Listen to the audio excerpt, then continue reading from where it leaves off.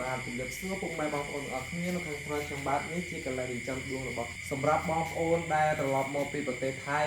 ហើយអត់ទាន់ដឹងធ្វើអ្វីអត់មានមុខរបរអត់មានអីតូននៃច្រើនបងប្អូនអាចគិតពិចារណាមុខរបរមួយនេះបានហើយមុខរបរនេះគឺការចិញ្ចឹមដួងបងប្អូនហើយសម្រាប់ការចិញ្ចឹមដួងនេះរបស់របរដែលចាំបាច់ដែលយើងត្រូវការចំណាយច្រើនជាងគេមានដូចជានេះបងប្អូនថាឲ្យនឹងចាន់ដែកការខ្ញុំទិញអាថានីមួយចាន់ដែកនីមួយ 13000ហើយពេលយើងទិញមកដំបូងយើងទិញមកថាវាពេញបងប្អូនហើយយើងត្រូវចោះវាប្រហោងចេះដើម្បីអីដើម្បីឲ្យវាមានខ្យល់ចេញចូលកុំឲ្យដួងឬមេបាពូជយើងវាងាប់ផងហ្នឹងហើយចោះបងប្អូនកុំចោះឲ្យតែក្រោមនេះបងប្អូនត្រូវចោះគៀននេះដើម្បីអីដល់ពេលយើងដាក់ត្រួតលើគ្នាអញ្ចឹងទៅវាមានខ្យល់ចេញចូលថាតំបន់បងប្អូន